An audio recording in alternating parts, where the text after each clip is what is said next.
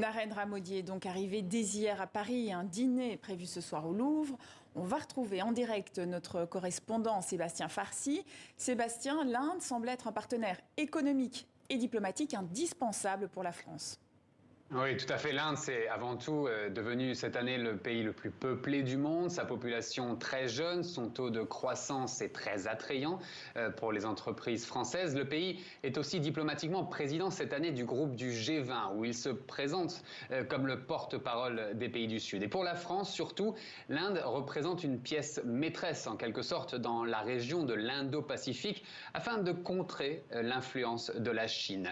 Paris est ainsi devenu, en quelques années, le deuxième fournisseur d'armes à New Delhi, et cela se confirme aujourd'hui avec l'achat attendu de 26 nouveaux Rafales pour la marine indienne et de 3 nouveaux sous-marins Scorpène.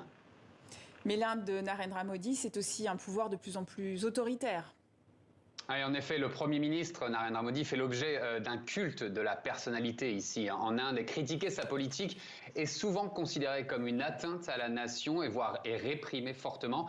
Le principal député de l'opposition, par exemple, Rahul Gandhi, a été condamné pour diffamation et il vient de perdre son siège parlementaire après avoir comparé le Premier ministre à un voleur. Les journalistes, eux, sont intimidés, voire emprisonnés quand ils révèlent des histoires embarrassantes, et les minorités chrétiennes et musulmanes subissent des assauts permanents de la part des hindouistes qui sont proches du pouvoir. La France, elle, dit être consciente de ces dérives, mais préfère en parler en privé. Sauf qu'en écartant ces problèmes du débat public, cela renforce encore plus Narendra Modi sur la scène internationale, mais aussi dans son propre pays.